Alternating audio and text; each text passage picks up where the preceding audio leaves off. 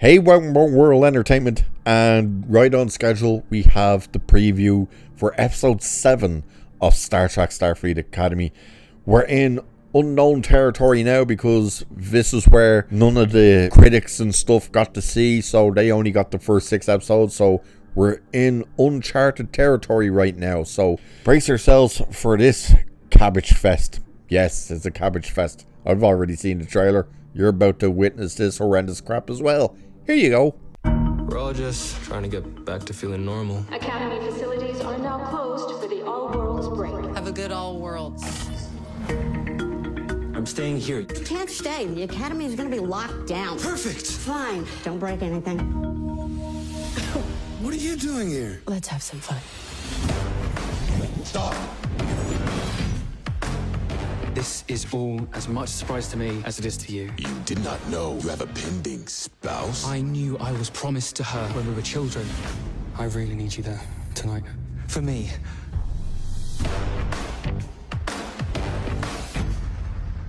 Alright, there it is. So apparently they're going on shore leave already. We've seen these people do nothing and they're already on a break. Yay. But apparently a few of them refuse to leave the ship. Genesis and I can never remember whether his name is Caleb or Cabe or what the hell. I think it's Caleb, isn't it? Yeah. So these shows are trying to remember names of people.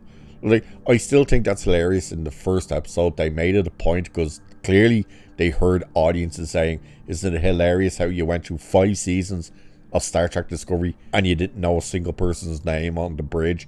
And they made it a point that Holly Hunter walks onto the bridge and names every single person on the bridge one by one, in one ear, out the other. Can't remember a single name. Didn't even hear the names because you can't understand what the hell she says. So this episode anyway, the synopsis for it, it's called Co-Zane, I think. Zane. I've no idea. It's about this. As our cadets return home for their first school holiday, that's right, they've done nothing and they're already getting their holidays, they must choose between what their families expect of them and their own dreams for the future, including an inspiring captain who's secretly willing to risk everything to rewrite her own past. It's Genesis. And an aristocratic cadet called to serve his planet way before he's ready, which seems to be Durham, whatever the hell he's called. Fish boy, the bully, the asshole, that apparently he's to be married or something. It's funny because he still seems to have feelings for Gaiden. Yeah, we may as well call him Gaiden now because he's fully gay. He's in a skirt again, by the way, in this episode. Klingon male in a skirt. Yay. So, and Tig Notaro's back as well in this episode. Good Christ. Yeah. So you'll be seeing the images through this.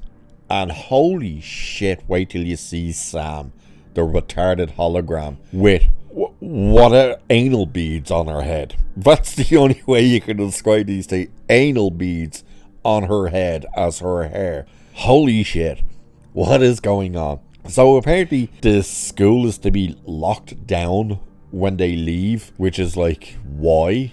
It makes no sense, but surely some of them live on the bloody ship. Now there is a clip. Now I can't actually show that clip because we probably will get hit for it because it's like about 2 minutes long or something. But it's Caleb having a conversation with Holly Hunter's character Ake, and she does say something about they go to these assigned families or something, like they take these families, take them in, but they're assigned as their family, which is weird. Maybe that's why it says like what their families expected them rather than that being their like actual biological family. I don't know. There is one moment in that scene which you can find anyway. It's on all the Star Trek websites anyway, but not on the Paramount site, but on the Star Trek like Trek news and all that crap. It's one moment that I was like, oh, they actually wrote something actually like a zinger that worked. And it's Ake is trying to pack her suitcase, and like you can just see like clothes among clothes among clothes, and obviously like a typical woman trying to pack a bag, putting way too much in there and it won't close. And Caleb, she says like to Caleb, hey, like give us a hand trying to close this thing. He's like, it won't close, you've too much. And he's like, this is the zinger part. He says, you've got 4 pairs of boots in your suitcase. Why do you have 4 pairs of boots when you don't wear shoes? And it's just like, wow, somebody actually wrote something that actually makes sense. Like, yeah, why would this dumb bitch have 4 pairs of shoes and she doesn't wear bloody shoes? So it's just like, oh, okay, somebody actually wrote something normal. So, an actual comment somebody would make. But the school seems to get locked down for whatever reason. I don't even know why we're calling it a school. It's a fucking starship landed. But Genesis obviously sneaks back on and brings Caleb with her. And like, okay, here's my question, and you'll see it as well. It was even part of the thumbnail actually for this. We see Genesis sitting in the captain's chair. Now the girl playing Genesis is like tiny. Every time you see her in a shot next to people, she's bloody tiny. I think she's even slightly smaller, maybe roughly the same size as Holly Hunter. There is an image of the two of them together. How the hell does she fill out that chair more than Holly Hunter? Holly Hunter looks like she's like a midget on that chair. Doesn't help that she bloody curls up in it like a cat, but either way, why does the girl playing Genesis look like she actually fills out that chair? I suppose, for a lack of a better, she fits in the bloody thing. Weird. There's also an image that you'll see popping up of Gaiden and his gay boyfriend. Yay.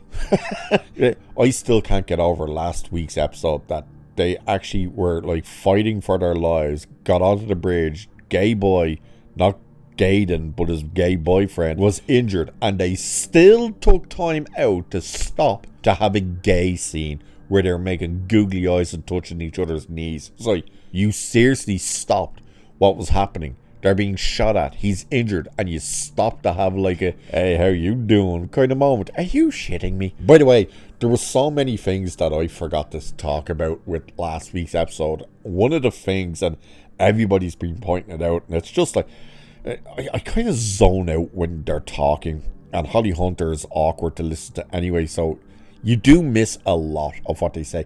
Plus, every other noise, especially music, overpowers the noise of the people speaking. But the ship they went on last week, the abandoned ship, Holly Hunter says that when the original crew of that ship, activated the drive, this was a singularity drive, it destroyed the ship. She goes, the ship was completely destroyed. And it's like, really? It looks like it's one solid piece to me. How was it completely destroyed? There's so many little elements like that you kind of really have to listen, which is hard to do because it's boring as shit, but you really do have to pay attention to what people are saying, because they say stupid shit like that. Like, hey, look, that ship we're going to go on, because it's completely intact, was completely destroyed when they turned on their engine. And it's like, okay.